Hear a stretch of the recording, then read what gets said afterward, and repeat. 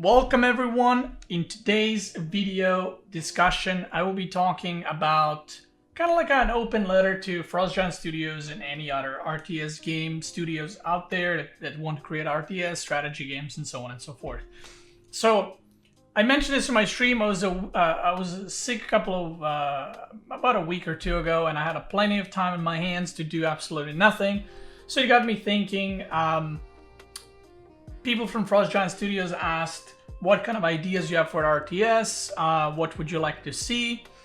And I kind of thought about it a little bit, and then I started thinking about it more, and then I was like, I'll write some notes down, and then I wrote more notes, and then I wrote more notes, and they added up with a mini novel just made out of notes. So I figured I might as well make a video and talk about this because, you know, messaging them or something like that would actually take too long because I would need to write a book, basically. Because this is just notes and there's just so much. So this is an open letter, as in not me telling them how to do their job. They obviously know better than I do. They obviously know better than, you know, all of us, right? They are the ones making games. But this is more of a point of view from someone that's been playing StarCraft 2 for 10 years, professionally, casually, as a content creator. I've been gaming since I was 3 years old, and I've been playing RTS games for, at this point, over 26 years. And I'm still playing RTS games. I'm still, you know, trying out new games and kind of just getting experience from all over the place. So again, this is not me telling them how to do their job. It's just kind of bouncing the ideas that I had, and if it helps them in any way to you know, create their own RTS game in any way, even if it's a little bit, I'll be more than happy. And if it helps anyone else in general. So I just wanted to make that clear because I don't want anyone to think that I think I know better than them. That's not the case. So let's get the dirty and disgusting out of the way first. So I'll be talking, by the way, throughout this video about monetization in RTS games. I'll be talking about casual versus pro audience, macro in games, and things I kind of think are important for the success of RTS games in this day and age, and something that I've kind of picked up by playing other games and why they're failing and what I think could be done to kind of prevent that. So first things first is monetization. This is something that nobody really wants to discuss, but I think it's important. As much as people want everything for free, companies have to make money in order to sustain their business, because gaming is, you know, making games is business after all. You can't eat air. I've always said that. So what I personally would like to see is basically following of the kind of like a pattern that we've seen from the recent most popular games. I would love if the game was free to play, either campaign free to play or multiplayer free to play. So let's say you put multiplayer free to play, but then campaigns you have to buy, you have to purchase them, or vice versa, where campaigns are free, but if you want to dabble into multiplayer, which I think is the wrong way to go about it, you have to purchase the content. So I think that shutting off majority of the people that might even want to try the game by making it behind a paywall is, in current day and age, just wrong way to go about it. I do think that going free to play, even for an RTS game, is probably better, and then monetizing the game and the income in some other ways. Again, they probably have more info regarding this, and they probably have more knowledge regarding this, but something that I've noticed is clearly when a game is free to play, more players will at least try it out, and players that like the game will, you know, support the game by purchasing in-game content. I would love to see what they basically did with StarCraft 2, where maybe you get a couple of missions in campaign, maybe one-on-one is free to play, maybe team games and other campaign missions is, you know, you have to purchase the game to play it. And same thing with co-op. In StarCraft 2, we have heroes that are free to play to level 5, and then if you want to kind of advance, you purchase the hero, which I think is a good way to go about it. You can basically, depending on what kind of RTS game you make, basically have everything maybe basic in the game that's, you know, free, whether it's a tutorial or whatever, and then if you want more advanced, you have to purchase the game for it. So again, you kind of give the players to try out the game and not just shutting them off completely. and that way you get, you know, larger influx of players and hopefully more and more players trying out. Because the one thing I noticed, even with my friends, if 5 people have the game, or one guy has the game, let's say, and he wants to convince his friends to try it out, if the game is like 50 euros, like I'm not gonna try out the game for 50 euros. But if the game is free to play, I mean, I'll give it a go, and then if I like it, I'll purchase it, right? And I think this is kind of like where the gaming is headed towards. Regarding other monetization, honestly, the games that I play personally, whether it's an RTS game or other games, I do buy skins, and I'm pretty sure majority of the people want to support, especially RTS games, because we're not 12-year-old, you know, kids. We're most likely adults. So I would love if the game is flooded with skins. I want skins, not necessarily so I can have them all, but just so that the game can make money. Because I'm not one of those people that hates companies that put in skins. I think skins are good for the game, and it's just a way people can support the game. And I'm not just talking about unit skins. Give portrait skins, console skins like StarCraft 2. Voice packs, I think, were a great example for StarCraft 2. Different borders around your portrait. You can even buy colors for like one-on-one games or something like that. Like, I wouldn't personally mind that. In StarCraft 2, obviously the colors are, you know, all of them are free, but instead of having the regular blue versus red, you can have it so you can purchase green for like $1, right?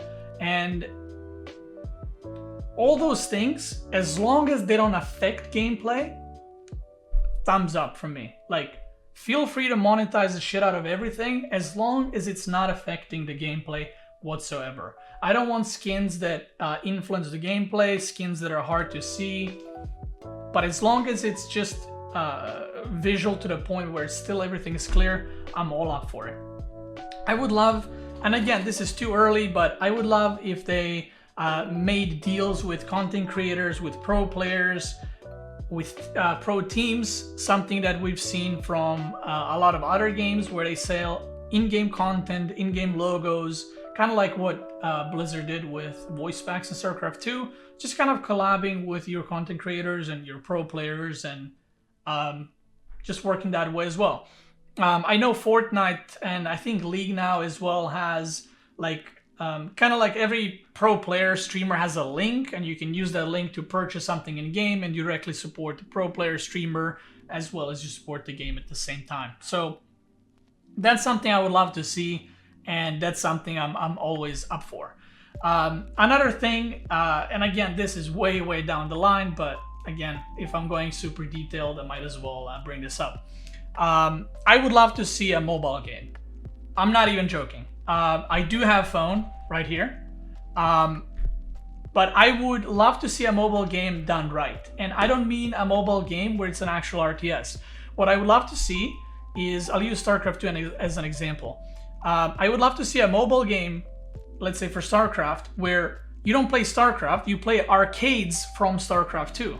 So, for example, if you go in arcades, you can play Footman on your phone, or you can play Line Tower Wars on your phone, or you can play that poker StarCraft 2 tower defense on your phone.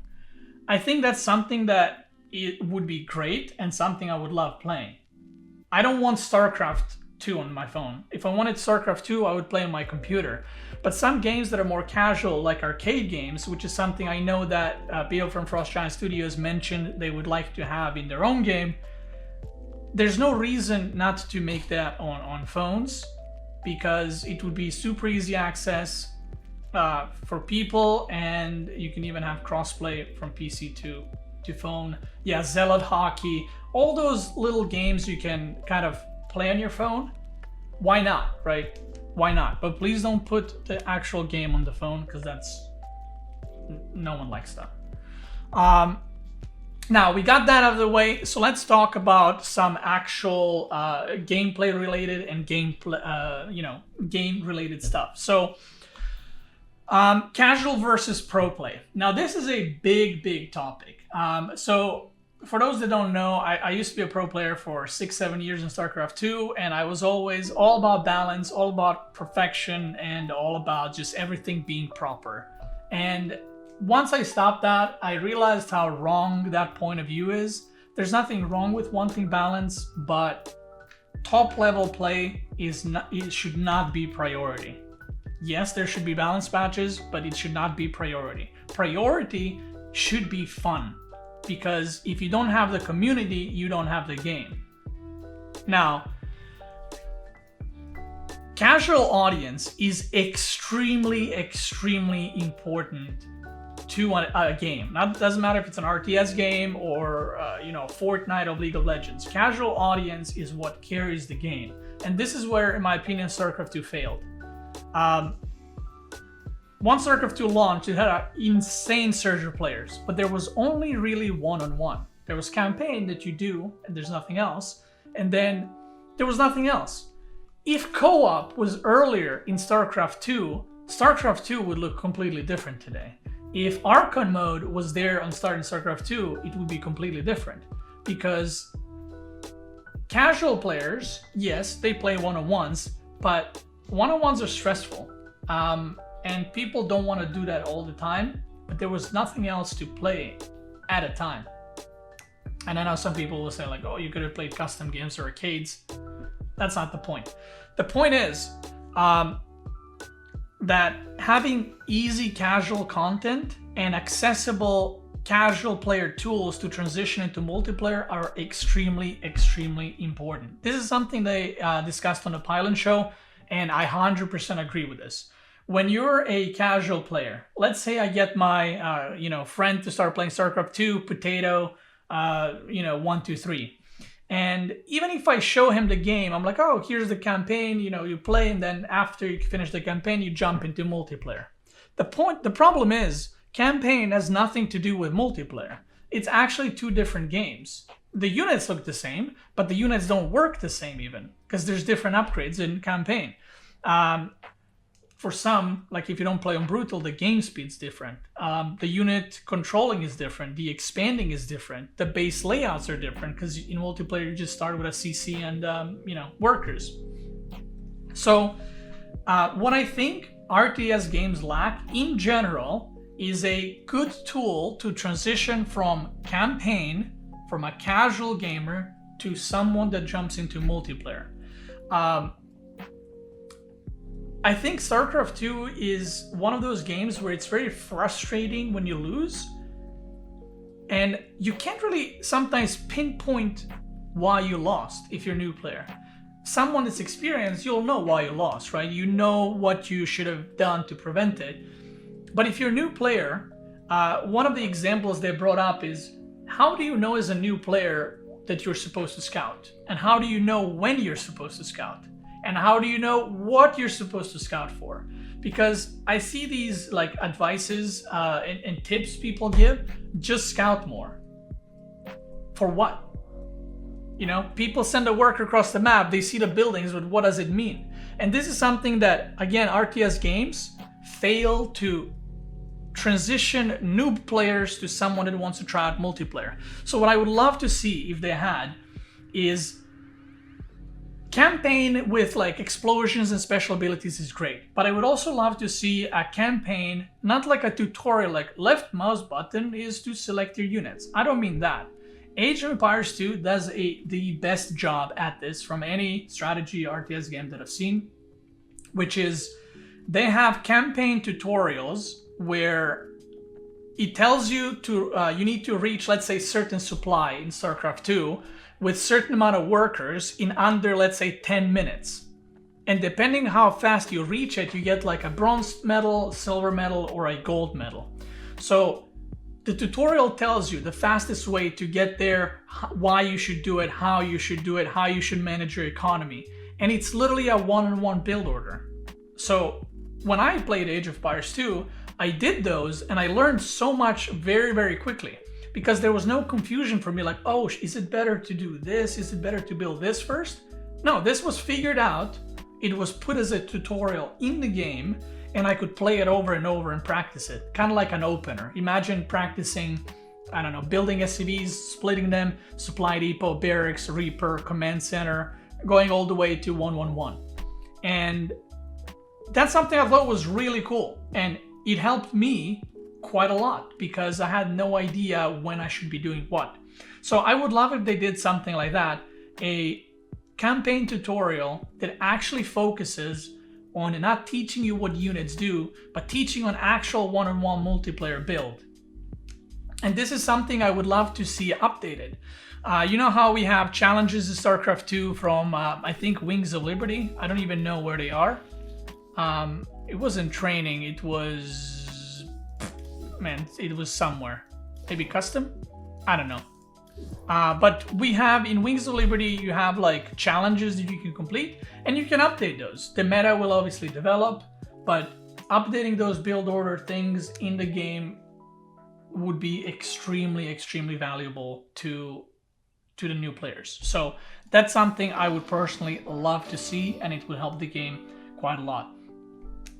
Also, when they say scout on X or Y supply, tell them why. Tell them what is dangerous, what are they looking for, what are the possibilities that the opponent can do, why it's important to wall off, why it's important to have 5 workers instead of 6, you know? Let's say on whatever, I don't know what the situation on minerals would be or income. Don't just say 10 is what you're supposed to have. Why is it 10? People, I still know people today in StarCraft 2 that they don't understand why it's 16 on minerals. Because they said, the ones are further apart, so why am I not making 24? Why am I not making 20? And these are the things that I feel like would help people so much, because whenever you're learning something, and I learned this back in high school, right? If you study something, if someone just tells you something and you don't understand why, you have a very hard time remembering it why. You have to learn it word for word. Right? If I tell you, oh, you do this 1-on-1 into 16 SCVs into this, it's all numbers and you don't understand it. But once you understand the topic, it's much easier to absorb that information. So if I tell you, you use 10 workers because that's the optimal mineral or income, whatever, because if you have more, you have diminishing returns, and give them the numbers. If you have 10 workers, you get 1,000 minerals a minute. If you have 20, you get 1.1K, and it's not worth it. And for a lot of players, that will be much easier to absorb and learn and understand why. I know I'm giving like a lot of details, but not all of these things have to be in the game, but I'm just trying to explain that these kinds of things are not really clear in RTS games, and most of the RTS games that I've played, they're not clear at all for me, and I've been playing RTS games my whole life. Because when I put a worker on a middle patch, I don't know how much income that is a minute. There's no way for me to say how much does one worker give. So, yeah. I feel like cheesing in RTS games is a real problem, and I know that a lot of players quit the game because of cheeses. I'm not saying that remove cheeses, no, but people should be taught how to deal with cheeses. And I think, I'm not even joking, I think there should be a guide on how to scout cheeses, how to deal with cheeses, because it's extremely frustrating losing to something that you don't even know what you're supposed to do against, or something that hits really fast before you set up your base, as most RTS players are playing. Kind of like, give me 20 minutes till I build everything and then we'll fight, kind of thing. So all of these things I think are extremely, extremely important. And I said only Age of Empires does this really, really well. And it took me very short amount of time to learn so much that would take me, no joke, weeks to learn on my own. Now, next thing, so campaign. In my opinion, StarCraft 2 campaign, I'm not a big campaign guy. I'll say this straight away. I play campaigns in games. I'm a one-on-one. I like playing competitive 2v2, one-on-one, whatever. I like doing challenges, stuff like that. Campaigns in most games are easy, and they're made to be done whatever level you are, which is fine. But what I would like to see in campaign is co-op campaign, right? So exactly the same campaign that you can play alone, I would love to be able to play it with someone. And that can be done in multiple ways. it can be done in an Archon way where you and I play together, and I can say, okay, I'll make units, you control them.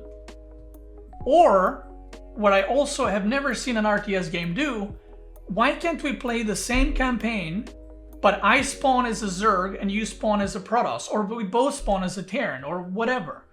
There's no game that does campaign where you can play, or there's probably is, I just don't know about it. But I would love to play a campaign with someone where we're both building at the same time. And why stop there? Why not do 3-player campaigns or even 4 players? The easiest way to transition your friends, because RTS games are scary, and the easiest way to transition your friends, I feel like, would, get a couple of friends, 2, 3, 4, and you all play together, and you can teach them how to do stuff. It's an environment that is safe, right? You won't feel pressured, and I think it would be a great addition to, again, help the casual players and help people bring their friends in and start playing the game. Because most of the time when people bring friends to StarCraft 2, oh, there's a campaign. Oh yeah, finish the campaign, just do all 3, and then just play whatever you like. And that's it. And then the moment they get stuck on something, they give up because, So, another thing. I would love if the game in general had way more team game focus than StarCraft 2. Again, when I was a pro player, completely ignored this, but you need to have, and this is the downfall of every RTS game, it's a game for loners. It's a game that's supposed to be played alone, but it doesn't. I would love to see an RTS game that's way more team play focused. It doesn't have to be main focus of the whole game, but I would love to have just game be more open to 2v2s, to 3v3s, to 4 versus 4s, to free-for-all. I don't really know how to go about this to make them more popular and make them more fun to play, but I think having abilities that are interactive with your ally is something that helps a lot with this. One of the ways that, how do I put this? StarCraft 2, when you queue up with a random guy, most of the time you're playing a one-on-one with the opponent, or one of you gets destroyed by the 2 players. And it very rarely comes down to a point where you're actually helping each other, where you're actually playing together. Very, very rarely. Maybe at a high level, definitely not at a lower level. Like, I would love if there were more interactive abilities where you can help your ally build something faster, where you can help your ally heal his units. And I don't mean passive healing by, shield battery or medevac. I mean like healing, right? Like I clicked and I did something. I would love to see more resource trading, kind of like Age of Empires has with caravans, except you're not really trading, you're just taking their gold from the market. That way you're promoting team play. So it's not like, oh, this guy's taking my resources. It's like, how can we take the resources together? That's team play. StarCraft 2 team play is not necessarily team play. It's just 4 players in the same game, and it just happens so they can't attack each other. So I would love to see that kind of more team game focused. Maybe in one-on-ones, let's say it's a one-on-one, you're battling. Maybe in 2v2 there's objectives on the map you both have to take. Think of something like capturing the towers from that co-op mission, Celestial Door Locks, something, where maybe you get more resources, maybe you get the Zelnaga Tower vision, something like that. It promotes actual team play, and you would clearly see these 2 players or these 3 players are working great together. That's what I would love. Obviously, arcades, this is something, like I said, Frojan Studios already expressed their interest in creating arcade games, and I do think they're extremely important for the health of the game. I'm not going to go too into it. I think arcade games in Warcraft 3 and StarCraft 2 were great, and that's something I would also love to see. Now, an idea that I've always had, and I brought it up a few times in my stream, but obviously, where am I going to go with it? But finally, there's the chance. I would love to see, let me ban one guy. Actually, I'll give you a 24-hour goodbye. So one thing I would love to see is brawls, okay? So Heroes of the Storm, Hearthstone, and whatever other game from Blizzard, they had brawls. I thought brawls were such a cool thing and such an underrated thing in StarCraft 2. And I always wondered, why was there never brawl in StarCraft 2?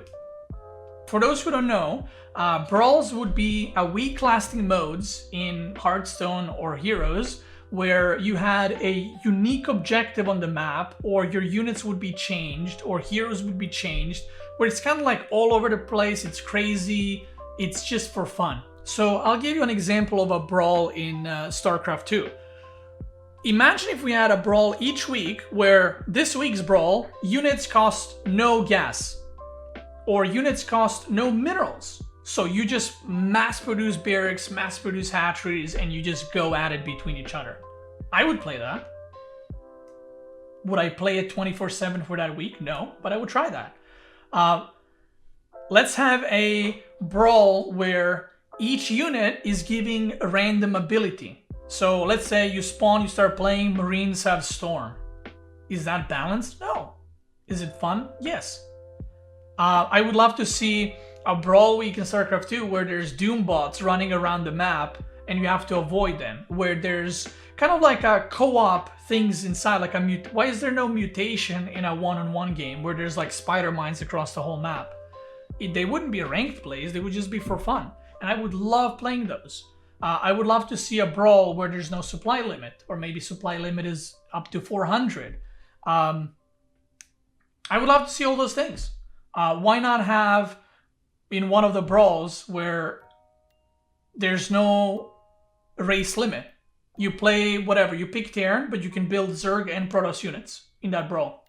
Or have a brawl where instead of having Hellions, you have Vultures. Instead of having Infestors, you have Defilers.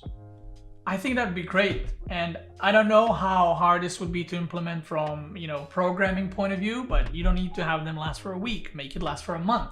But again, it's something that people can play. I would personally play a lot of that on stream because I think it would be a great stream content and something that a lot of people would find very funny because you would have extremely unique situations.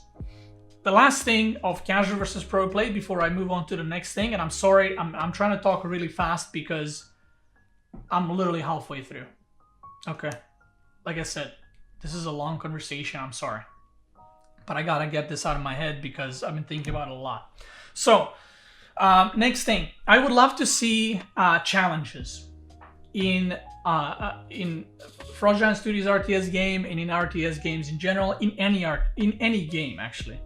One thing that I don't understand, and I don't know where we failed exactly as gamers, but I've been playing, like I said, games for 26 years now, almost 27.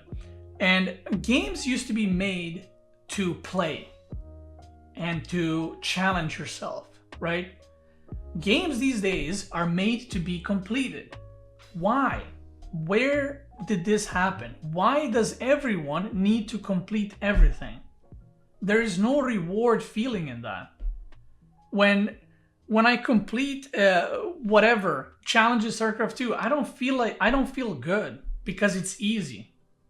And not just StarCraft 2, but any game. All the challenges are shit. They're literally made to be completed so you can be like, I did it, grats, and you move on. I would love challenges like we had in Wings of Liberty, but make them extremely hard. Have a noob difficulty, right? Have a casual difficulty, have a medium difficulty, have a hard difficulty, and then have like the impossible where you need to micromanage everything. Like you need to almost pixel perfect need to do things to complete it. Why and when did this become a norm for everything to be made to be completed by everyone? I never understood this. There's so many games back in the day where I played and I never finished. Not because I didn't play them, but because I couldn't finish them. They were difficult. And then a friend comes over and shows me a trick, a little advantage I can get to finish that mission. And my mind's blown, and then the next mission unlocks that I've never seen. These days, it's like, I can grab my keyboard and I can smash in my head and I'll finish all the content in all the games. Because they're all made to be completed.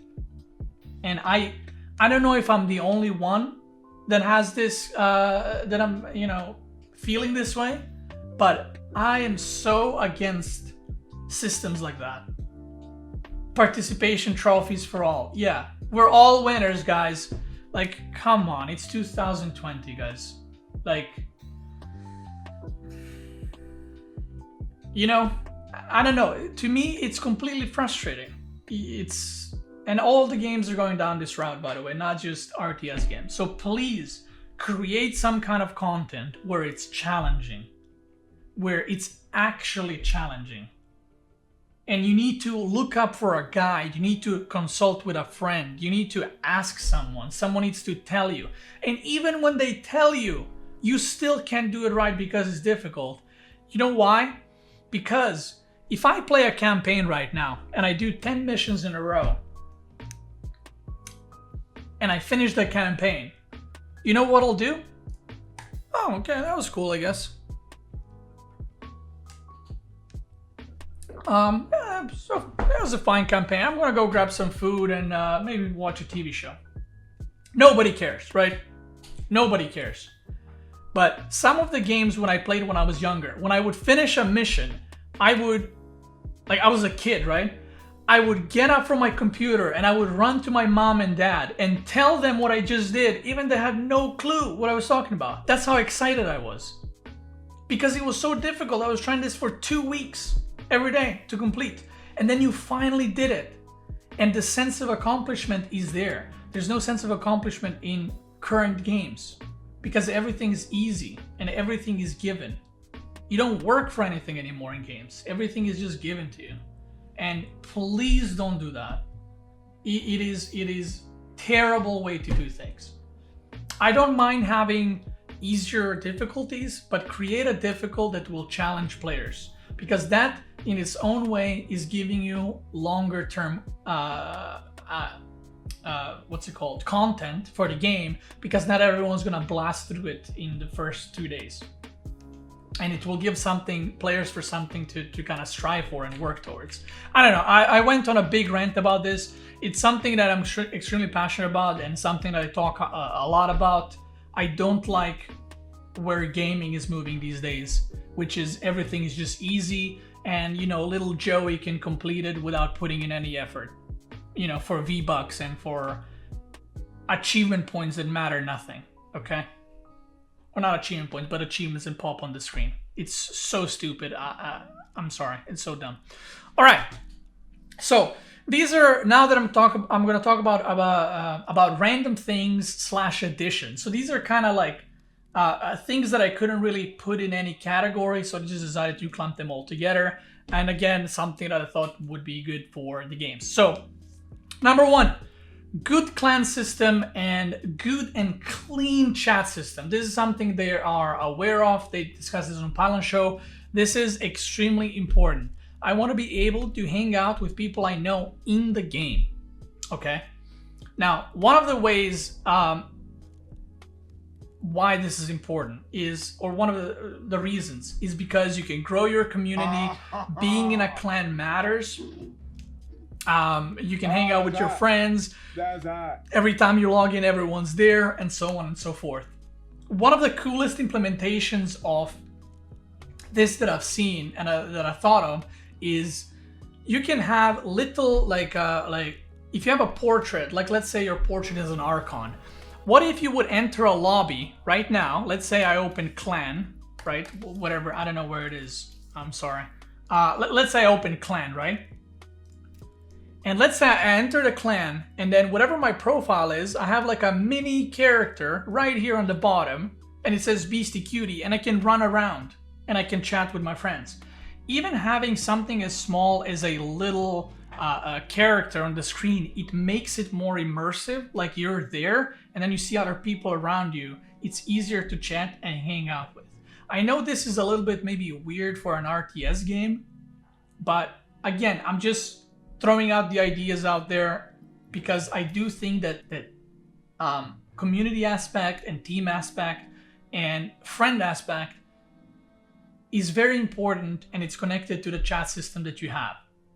Now, what I would love to also see, and again, this is way down the line, and this is super specific things that I thought of, figured might as well mention them, is being able to organize tournaments in the game like you have in StarCraft 2 automated tournaments, except why can't we have a button, right? I open my clan, and right here, I open clan profile, right? And let's say I'm the leader, officer, whatever.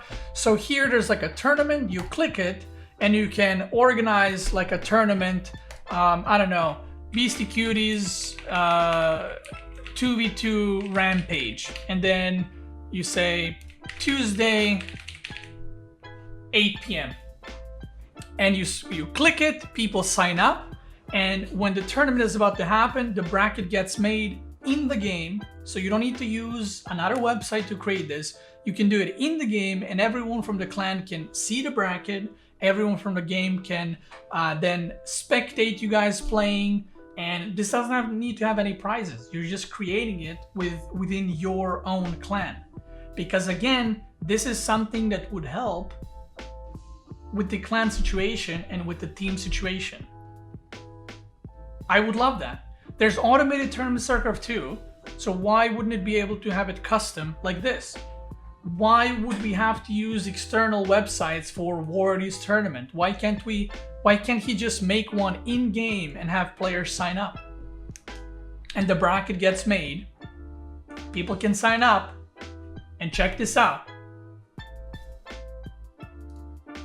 People can spectate those games that Ward is organizing from in-game client, and you can spectate.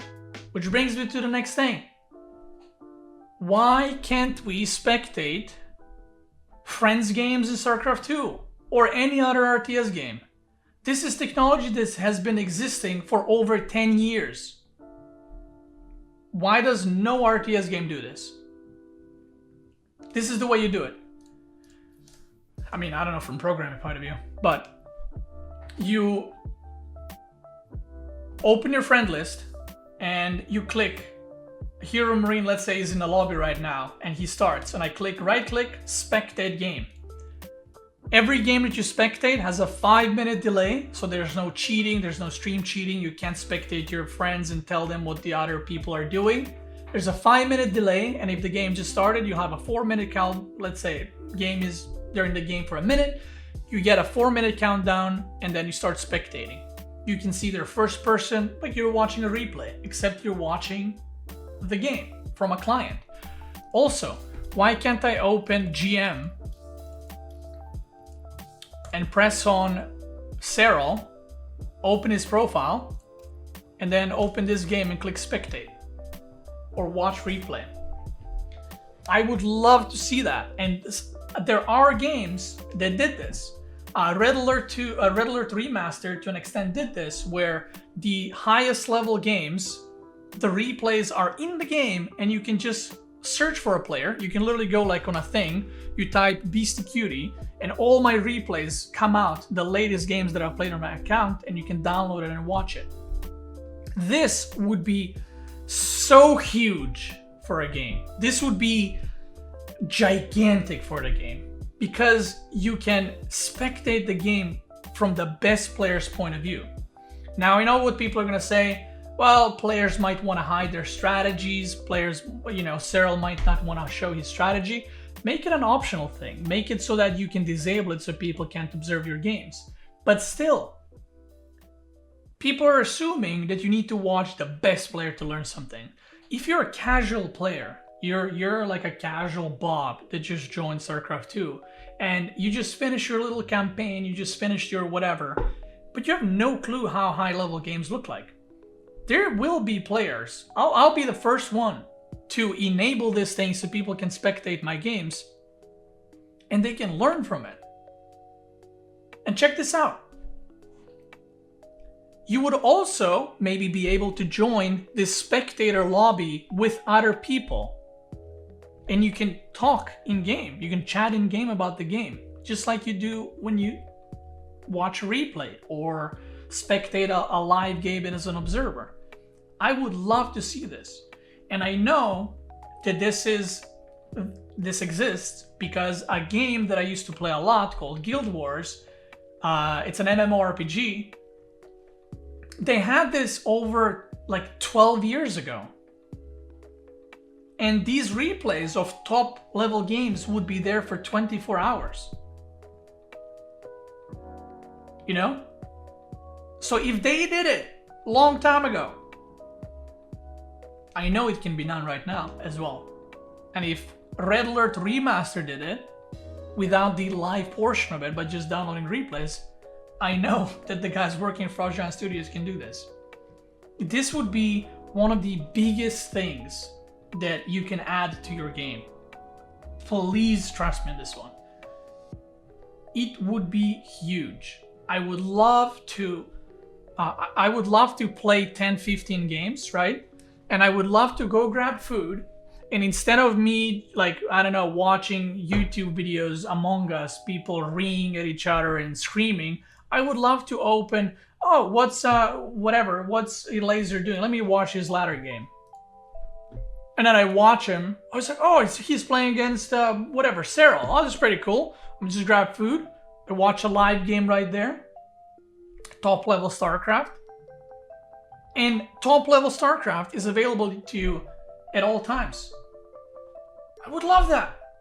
And then I can invite you guys from the chat, or I can invite my friends in a party, and I could say, oh, let's watch all together.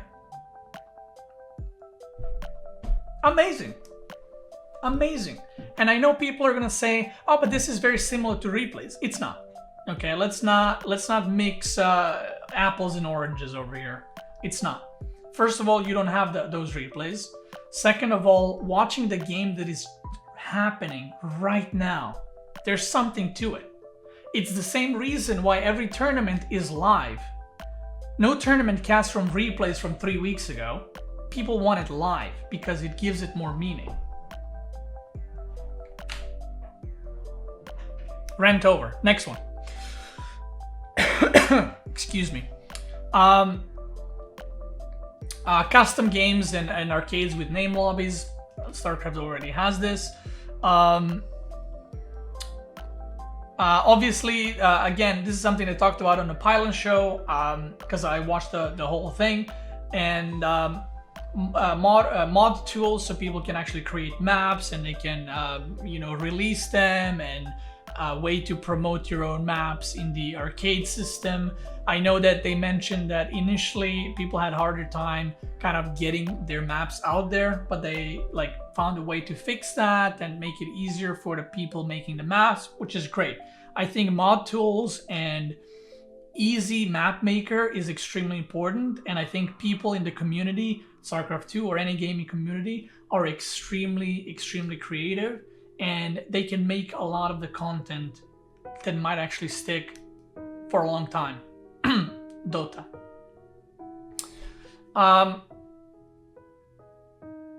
I would love to see more in-game promotion of your content creators, of your streamers, of your pro plays, of your tournaments, of the maps in arcades and stuff like that.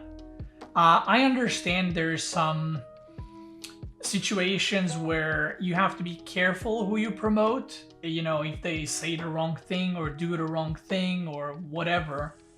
But CSGO and League, I think, do this quite well.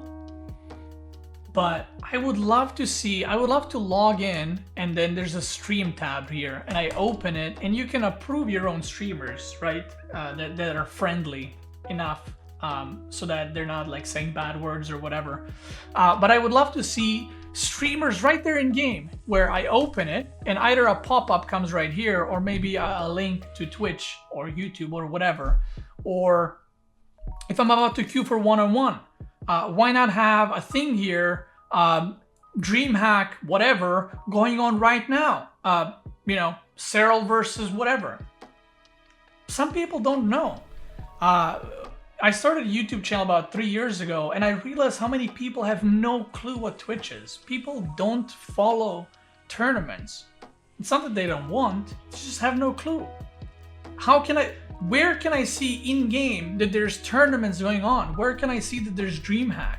Where can I see who the top players are in tournaments? There's no way. If you start playing StarCraft 2 alone, unless you Google it, there's no information whatsoever. So that's something I would love to see. And if a new map comes out and it has like a lot of whatever, thumbs up for the map or likes, or average playtime is really high in that map, create like a map of the week in arcades. I mean, those maps that would be made is your game. It will make people play your game more, promote it. It's in your best interest to do these things. By the way, if I'm coming off like aggressive, I'm not. I'm just, again, I'm very passionate about these things, and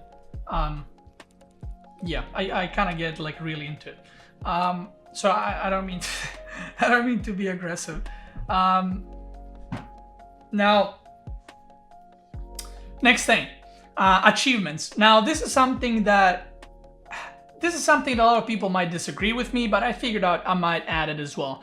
I played all Blizzard games, every single one. I still play WoW, and back when I played the TBC and Wrath of the Lich King expansions, I loved achievements. I loved them. The reason for that is it gives you another way to play the game. That's how I see achievements. So I'm not sure you guys from, you know, whatever developer you are or Frost Giant Studios, I don't know if you've played WoW. You probably did, you probably heard of it.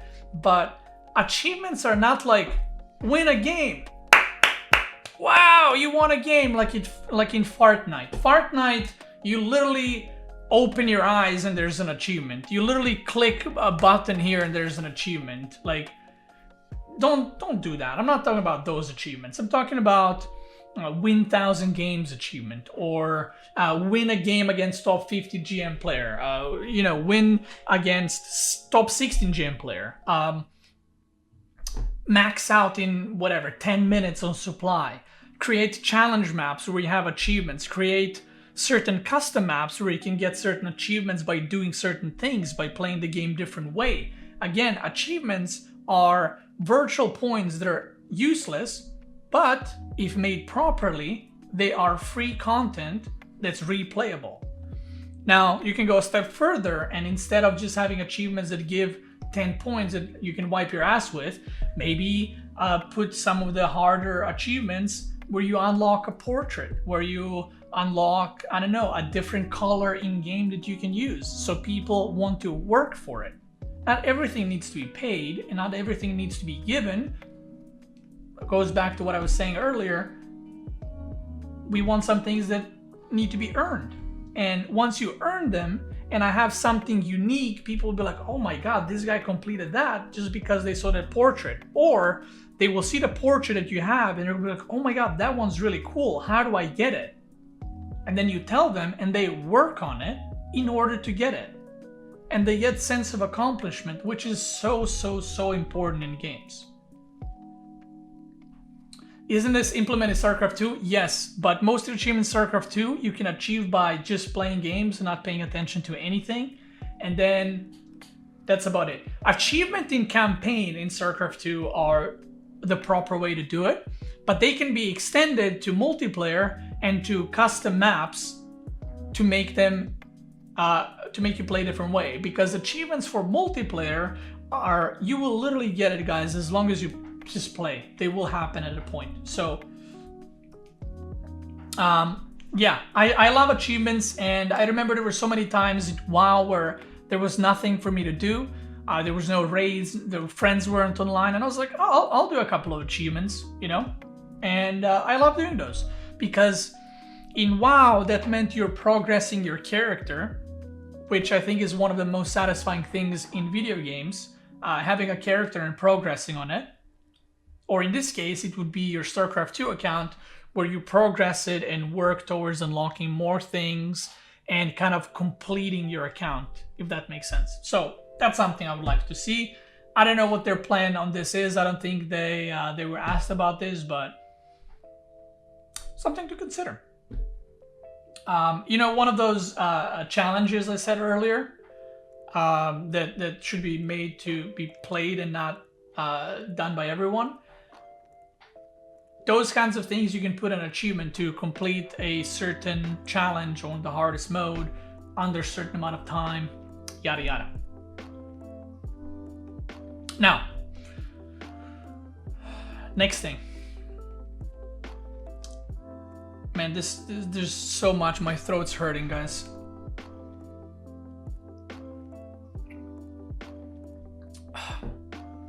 All right, let's talk about some actual gameplay stuff.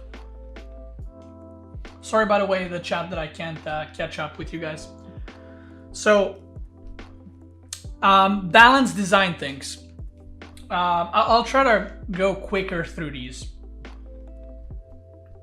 I would love to see Defender's Advantage. I think Defender's Advantage is extremely important to RTS games, and there needs to be one.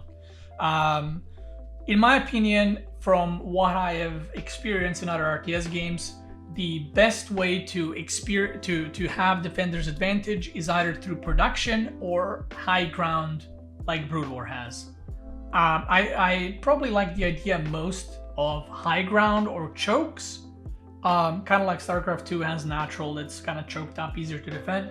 But I do think that Defender's Advantage is something that needs to be there. AoE units. I think AoE units are terrible for RTS games. I'll just straight up say it. I think they should exist. I think AoE units are kind of like a solution for a lot of broken things, aka mass marines stacking as a clump and just blasting through everything. But AoE units in StarCraft 2 are way too strong and they take away so much from the game. In StarCraft 2, if you don't pay attention to your screen for 2 seconds, you can lose the game by getting stormed, fungled. Well, you used to be able to with Seeker Missile, disrupt their shots, and I don't think this is good for the game. It is frustrating. Doesn't matter what level you are, it's equally frustrating on every level, and it's not satisfying. I had games, everyone had games that played StarCraft where you're playing your heart out, you're having an advantage, and then you don't pay attention for 3 seconds and banings roll in and kill your whole army. And that doesn't feel good. Obviously losing always feels bad, but that kind of loss feels very, very bad and very unsatisfying. So I would love to see AoE units, but please nerf them, make them less explosive and less game deciding. If, you know, I don't know. Again, I don't know what the specifics of the RTS game they plan to make. I literally don't know if it's going to be like Warcraft 3 or StarCraft 2 or whatever. But these are some of the things that are super, super important. Next thing, no hard counters. One of the worst things, again, in RTS games that I've played and experienced is the hard counters. Hard counters are, pure example is Muta versus Phoenix. I don't like it. I might be alone on this, but I don't like the idea of I made X, you made Y, I guess I lose. There's nothing I can do about it. It just completely counters it. I don't like that. I don't mind certain units being better against other units, but it shouldn't be a clear-cut, oh, you're just straight up winning. And Phoenix versus Muta is that. You're just gonna win. Unless there's insane amount of Mutas and you have 3 Phoenix. Phoenix are probably gonna win. So if there's unit types like unarmored, biological, armored, you can have certain units do bonus damage to others, but don't make it a kind of like, oh, you know, black and white comparison in terms of how good they are versus certain things. Because there are some games where you don't manage to get a scout off and opponent made, like I said, X unit, you made Y, and then you scout them and you're like, okay, I am dead. So yeah, Now, automated abilities. So Monk, aka Kevin, talked about this on Pylon Show, and I 100,000,000,000% agree with this. Noobs versus pro players. So for those that are unaware, automated abilities, basically what it means is I think that StarCraft 2 abilities should all be automated. All of them. Storm, Phoenix Lift, mules, stim, everything. I think every single ability in the game should be automated, which means if you A move and the opponent is nearby, the abilities will be automatically used. But the downside should be that those abilities are weaker when automated. And this is something that I've suggested a long time ago, about 3 years ago, for the first time when Zerg started dominating, before all the nerfs hit them.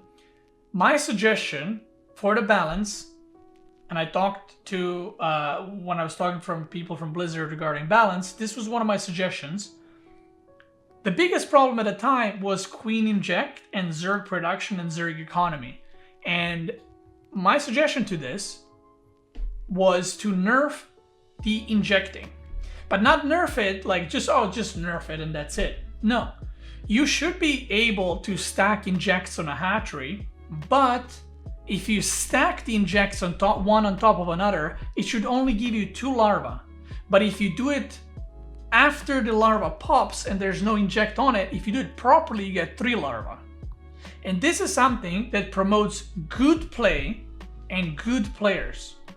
You can stack and you can be shit at injecting, but you're gonna get less units because there should be a difference between Cyril and, Bob playing in Diamond League regarding macro mechanics like that. So I think that most, if not all, abilities should be autocast. And again, Monk talked about this, but they should be weaker. So let's say an AoE ability does 100 damage. If you use it as an autocast, it should do a 75 damage. Mule, if it, let's say, I don't know what the exact number is, if it gives 225 minerals if you use it manually, it should give you 180 if you use it automatically. Chrono Boost, if it gives you 20% increased build time, automated one where it just randomly does it on your building should be like 15%. And this way, this is so important, and this is something that every RTS game needs to do. This allows you to have pro players excel at what they do by doing everything manually, so you don't change anything there. The pro players are still pro players and they will be better than anyone. But I go back to the casuals. That's where the honey is, okay? That's where all the juice is. And you need to make casuals happy for your game to be good and successful. How many of you in the chat are silver, gold, plat, diamond 3, let's say, and you've never used a Viper in your life? You've never used a Ghost in your life. You've never used a Raven. You've never used a Disruptor because you're too bad at the game, and that's fine. But you're not using half of the units in the game. How many gold players do you think are making Phoenix? None. Who the fuck is gonna make that? They need to lift units. Imagine if the Phoenix are like in campaign where they automatically lift units, but give it, again, nerf it in some way. Maybe it lasts less. Maybe the units take less damage when they're automatically lifted. Diamond 3 never used Ghost. I don't use Phoenix. That's why I stopped. There it is. How many people in gold do you think use infestors? They can't even make workers properly. What makes you think they're gonna use a unit with 3 spells? Of course they're not. Of course. That's why you see Void Rays in potato leagues, because they're easy to use. Not because they're good. They're easy to use. And this is so extremely important, and every RTS game should do this. Every single one. Because it doesn't matter how bad or good you are. you want to play the game, right? If there's a Protoss player and he has a huge ass army, there's so many different casters, he can't control those. But imagine a Protoss player that's a noob, right? He engages and Guardian Shield pops and Phoenix lift a couple of units. Storms go down. They're not perfect storms. They're not going to be casted where he wants them at the perfect spot, but they're going to be casted and he's going to feel good.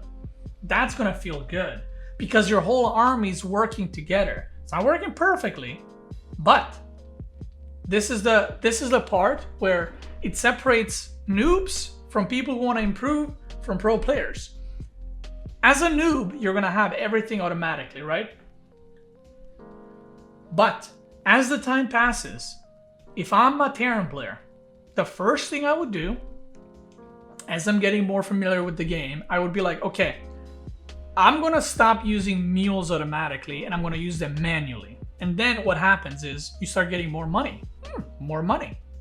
Now you can suddenly make more units, right? And then you can say, oh, this is pretty good. I got used to this. Now I'm going to take stim off of autocast. And then you start using your mules and your stims together manually. And over time, as you're advancing leagues, you can kind of imagine a little bike with the, helping wheels, whatever they're called. And you're just kind of popping one at a time off. And eventually, you're riding the bike on your two wheels like everyone is when they grow up. But imagine you're 30-year-old and you've never seen a bike in your life, and someone gives you the bike and they say, go for it. And you don't even know, you can't even move without falling because you're just overwhelmed with all the micromanaging you need to do. And this is something that RTS games are extremely not favored in.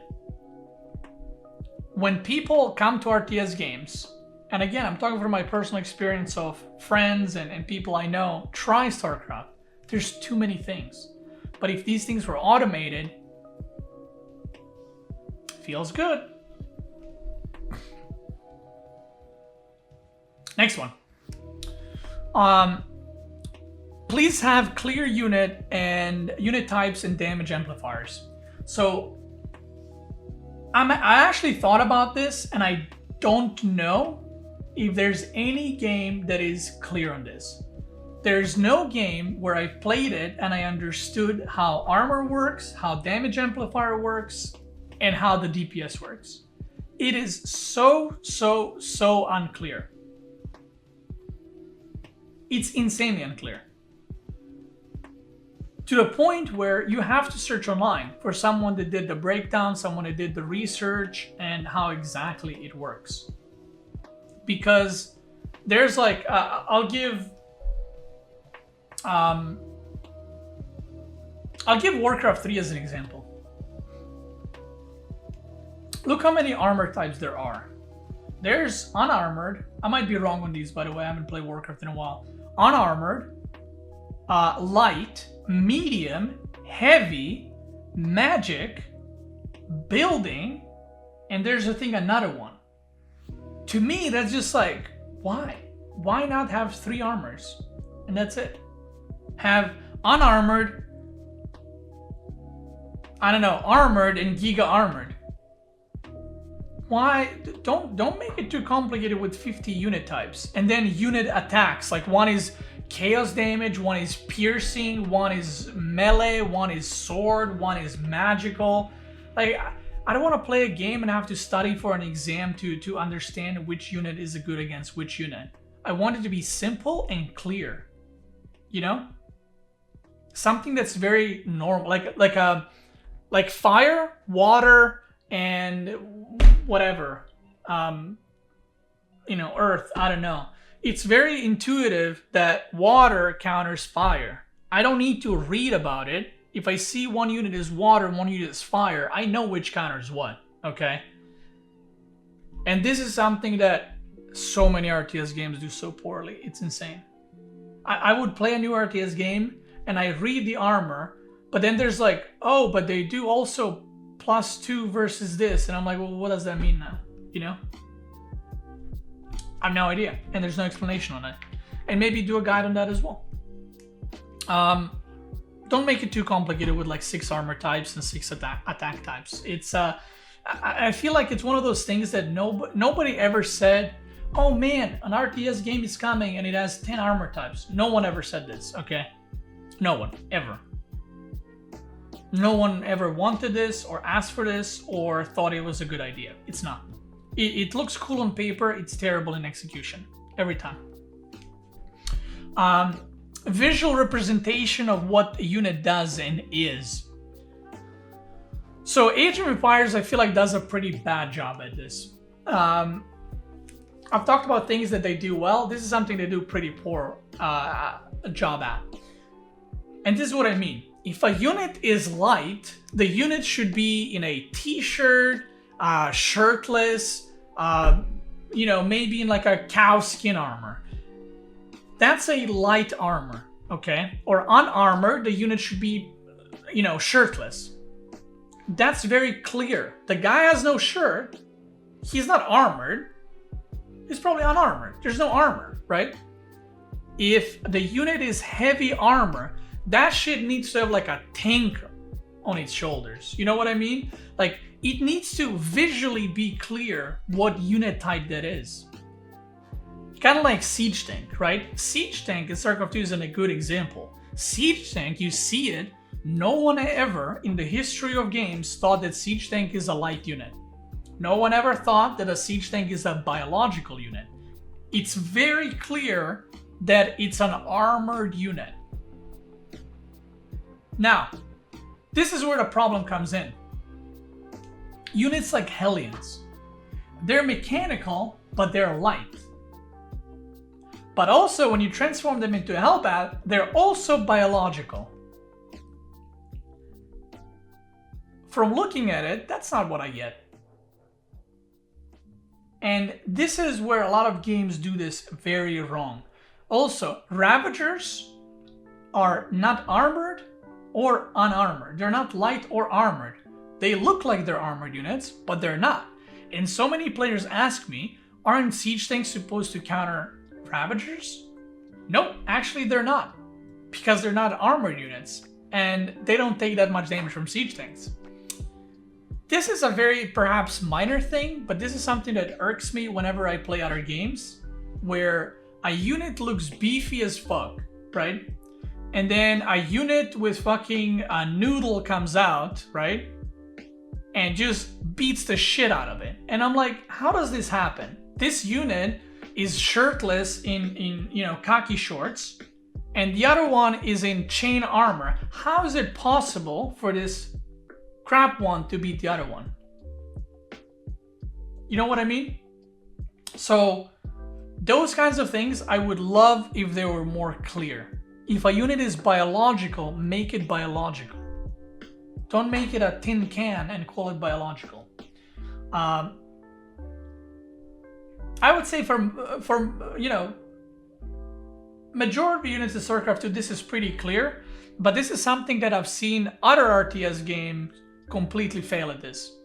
Where if I look at a unit, I have no idea what the unit type is. No clue. And then I have to select it, and then I have to mouse over, and it, yeah. A good point in the chat. There's no visual representation that Archons have a billion shields and no health. And that's something I also don't really like.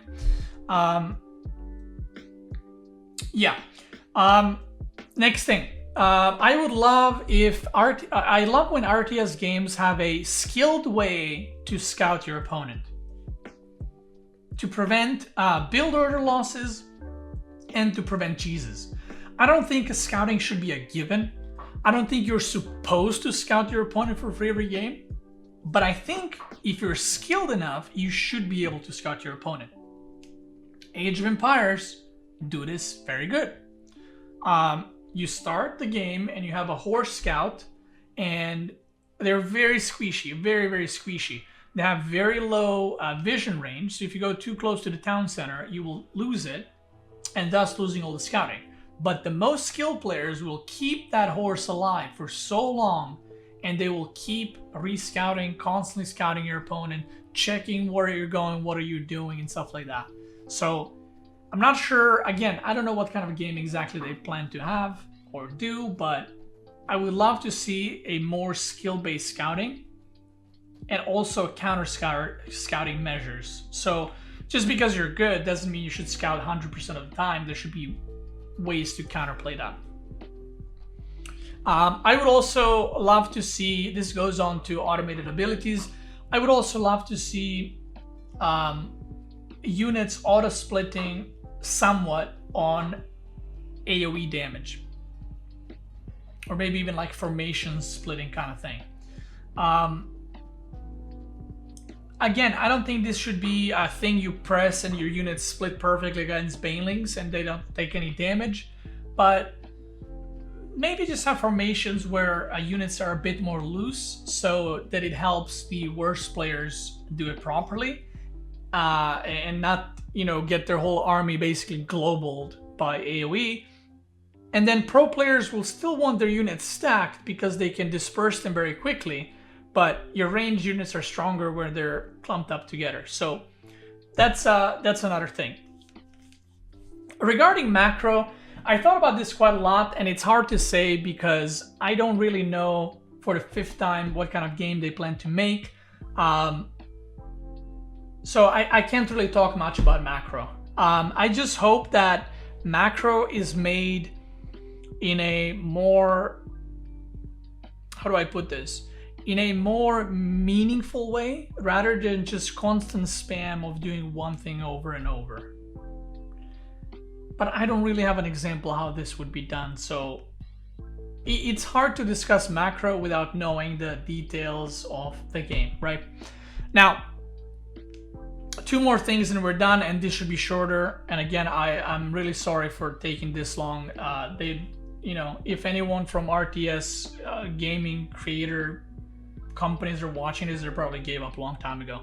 But I won't be able to sleep if I don't get this off my chest. So, another thing that was discussed quite a lot is how many races should be in the game. I thought about this quite a lot, actually.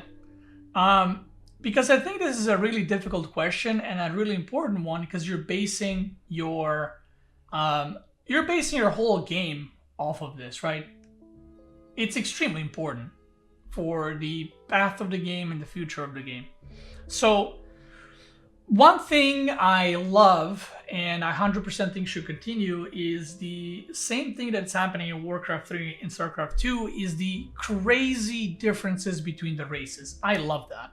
I don't like when the races are, oh, these are, Terrans, but these are, Terrans from the East and they have, different guns. I don't like that. I love that StarCraft 2 and Warcraft 3 have completely different races. I love that the Zerg has creep. I love that the Terran can repair buildings and float them. I love that Protoss needs pylons. I love that. Same thing in Warcraft 3.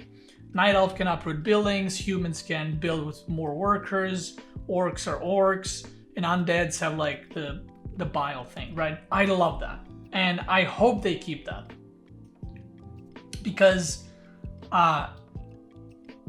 the game feels better when there's these alien races, because like the possibilities are endless kind of thing. And I personally love that. And I hope that they maintain that route. I don't think there's anything wrong with that. And yeah. Now, let's talk about the number of races.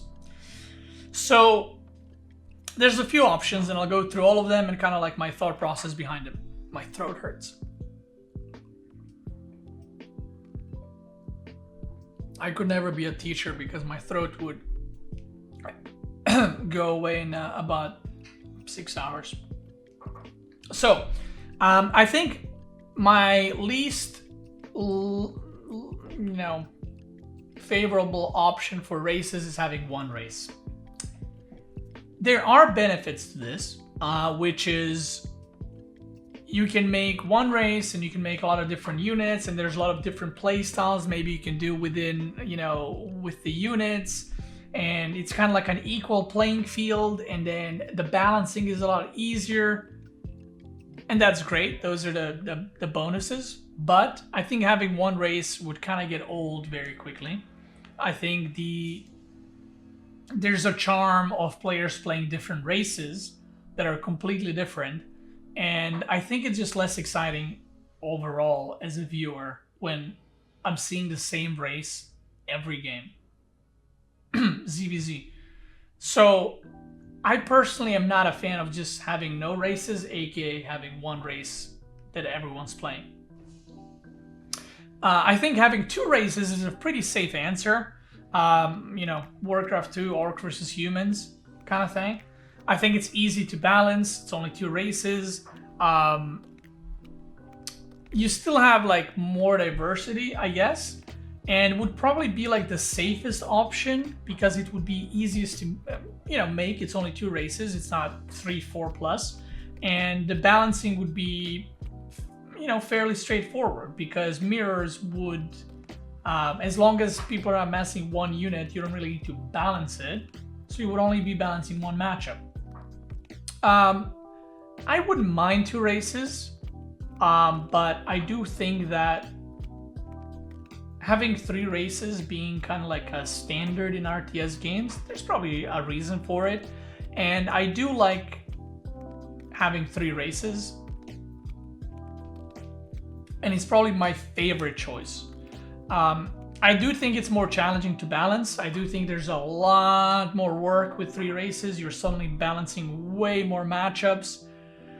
But at the same time, it gives way more exciting moments. It gives more matchups. It keeps the pro scene healthy. It keeps players more interested because you're suddenly playing three different matchups on ladder.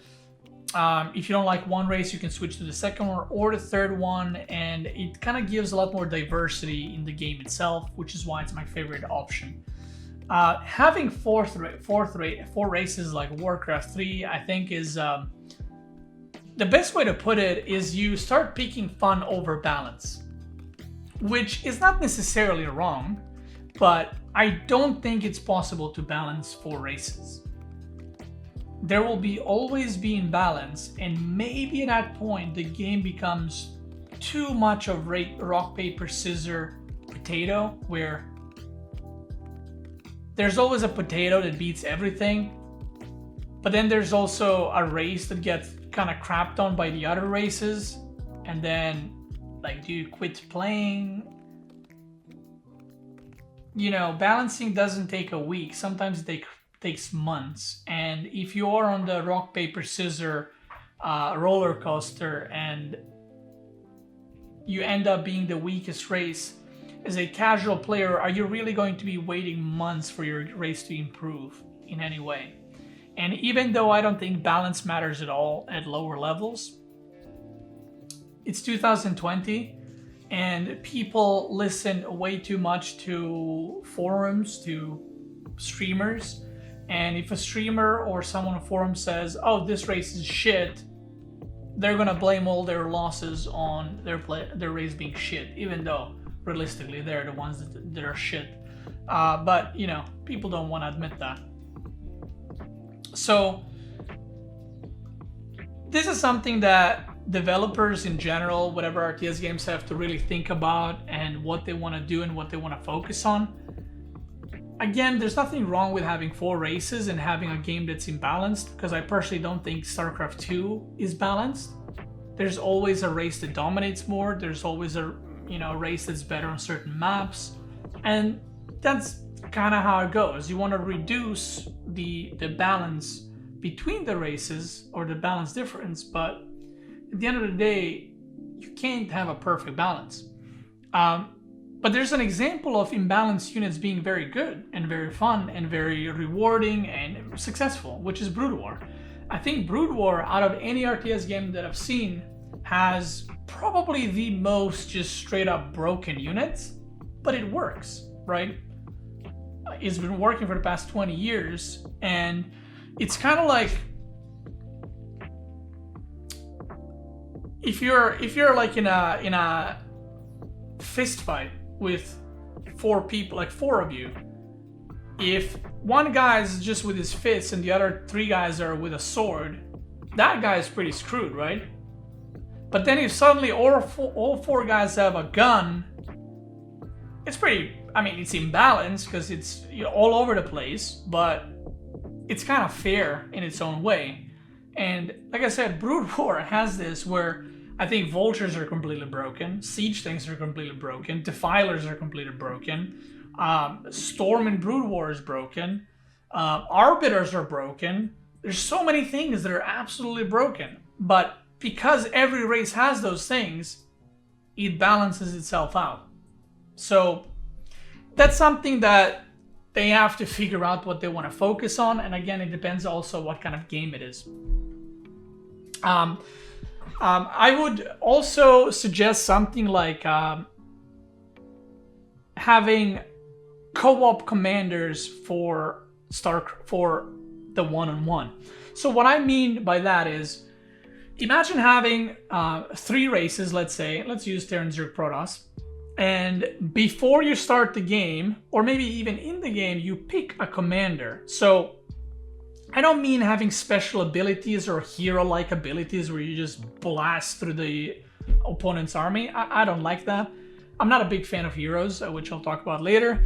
But I would love if there was, you know, you pick a race and then you pick like a commander for that race that gives you certain bonuses, and you can base your playstyle off of that, but it would obviously be visible for your opponents. So this would basically promote people playing the same race, but different kind of playstyles and different unit usage. So pro players would develop their own playstyles, casual players would develop their own playstyles, which I think would be fun and great.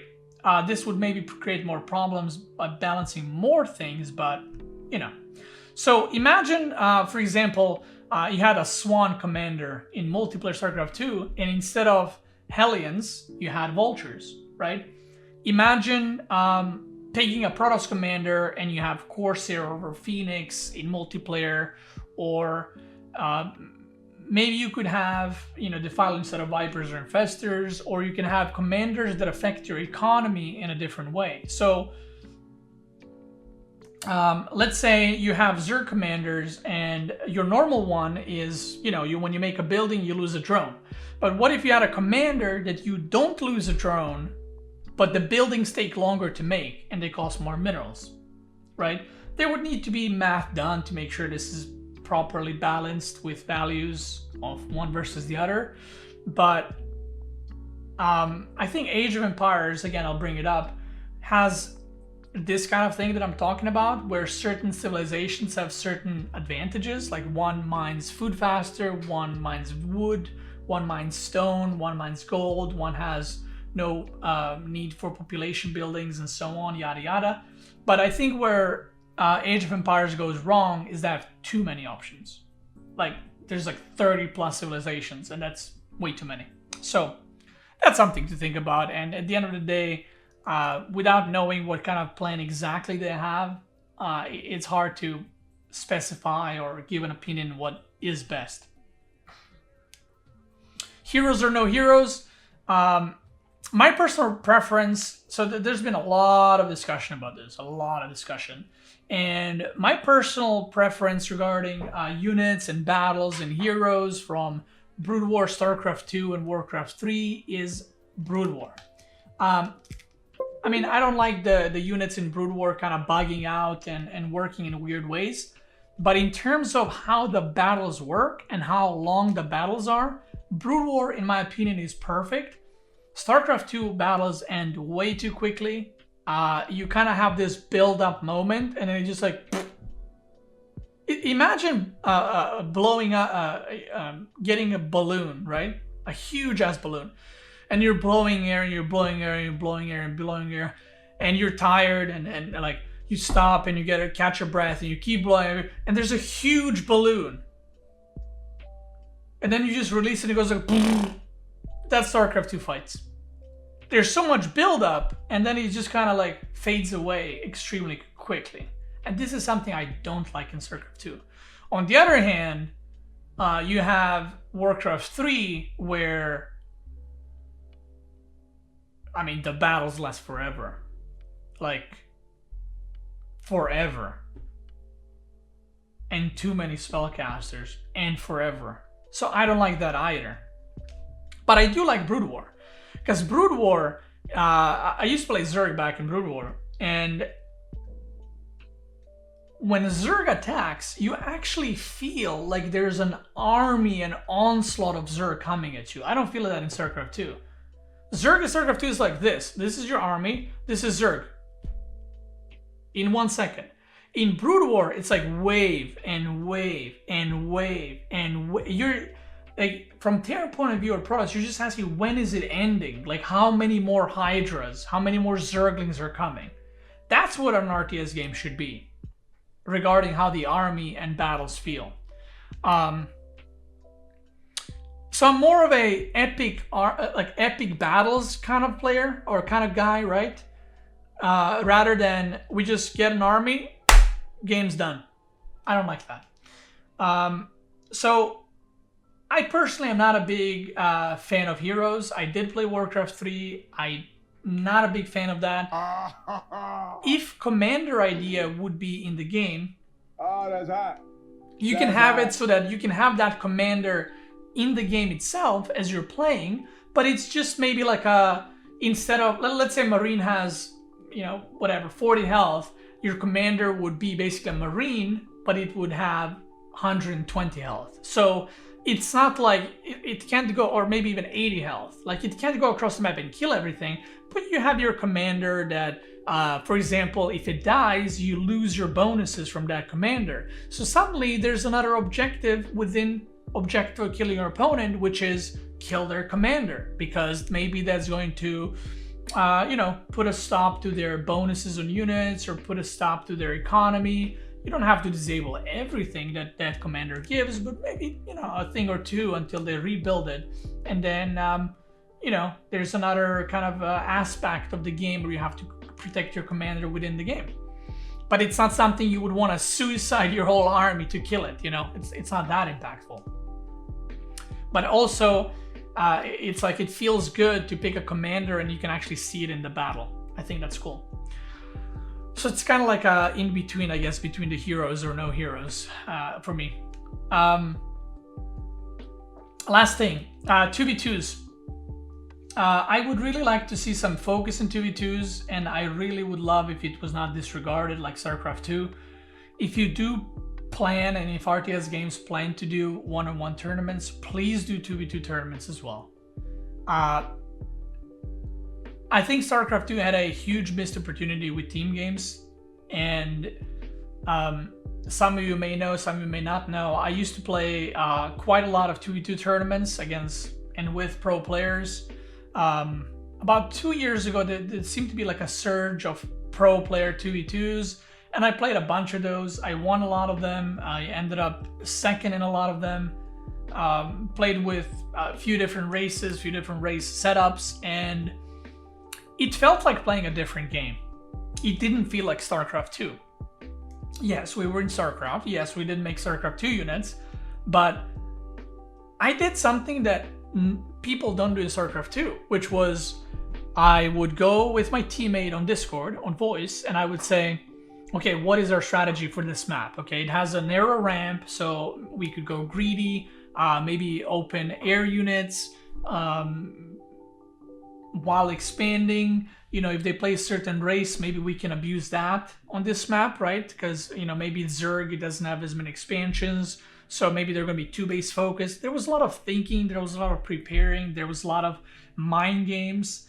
And when the game starts, and this is on my YouTube channel, so you can like hear the comms when I played, I think it was with Nurchio and MaxPax as well.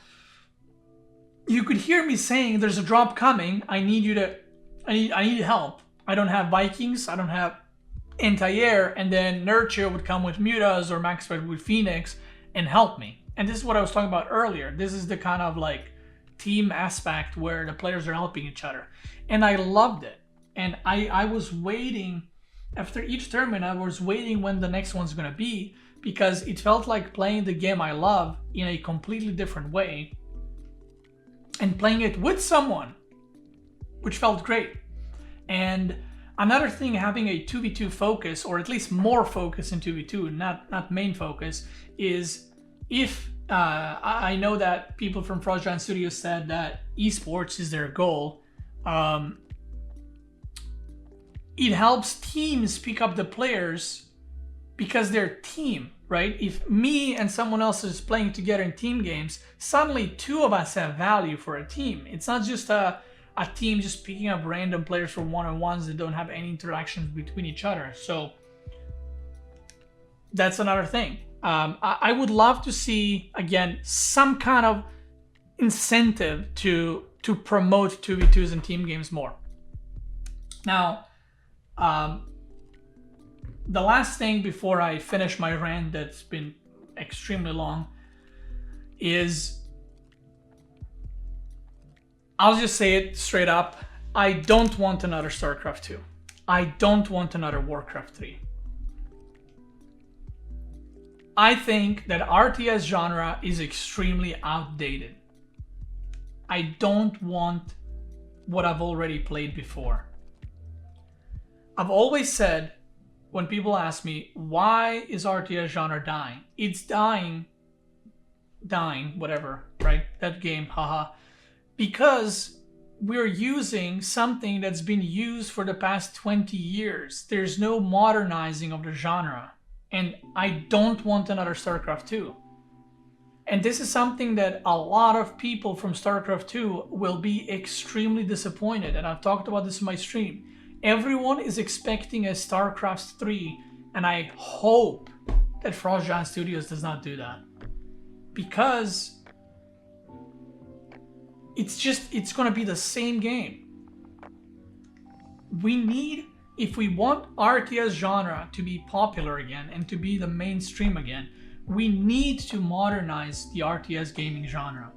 Look what happened with Battle Royales. They're shooters. They're first-person shooters or third-person shooters, depending on what they are. But there's a different spin to them. It's not just Counter-Strike anymore. It's a Battle Royale. You drop, you play with your teammates, you search boxes and all that shit, right? But it's modernized shooting games. That's Battle Royales. A new genre came out of it. Same thing with all the games like Among Us, right? That game didn't exist in a way of, yeah, it existed in arcade games, but they took an extra level and they made it more modern and more easily accessible. And this is something that RTS genre desperately needs, to be more open to the wider audience while retaining your hardcore audience. I think it's a big mistake to just create another RTS game if their goal is to make it extremely popular. The two best examples that I'll give that I personally thought were really cool, I would say number 2 would be Northgard. I played Northgard quite a bit. I played multiplayer Northgard quite a bit. I ended up, I think, highest rank 5 on the ladder. So I played it a lot. And I loved Northgard because it was an RTS, but it was a different kind of RTS. Now, Northgard has its own issues and they're not focused on esports, and that's fine. But there's a lot to learn from games like those where they're RTS, but they're different and they made it on their own. Northgard sold a lot of copies and people still play it and they're still creating content for it, which is great. If you're looking for a game to try Northgard. The economy works different, the units work different, and I really enjoyed it. Now, my favorite game in the past 10 years from RTS point of view is Their Billions. Their Billions was this close to reinventing RTS genre and pushing it mainstream. It was so close. And I honestly don't think that their billions, when it was being made, they would think that it would do that well. Because I played so much of their billions and I loved it. I loved it. The only thing that it lacked for me to keep playing it to this day is multiplayer. Their billions is only single player, and if there was a co-op within their billions and they continued expanding on the unit production and the new zombies and shit like that, that would be such a hit. Now, I know that their billions did like a straw poll or something if people would want to see their billions too with multiplayer, and I hope they do it. And they're the living proof that you don't have to create the same old spawning in a base, mining gold, minerals, and making units, and that's it. They did it. And I think that in order for RTS to become extremely popular again, something like that needs to happen, where there's a different spin on the RTS genre while retaining your core audience. Now, the one thing I forgot to mention is the maps. I would love to see, this also depends what kind of game it is, but I think there's a lot of fun and a lot of interesting things in randomly generated maps like Age of Empires, Age of Mythology have. Their billions, I think there's an extremely fun aspect of it. It's like every game you play, every map you play is a new experience. You have to think on the fly where you're going to position your units, where you're going to position your base, and I think that's great. But even if that's the case, I would still like to see kind of static maps where, like we have in StarCraft 2, but why not have both, right? So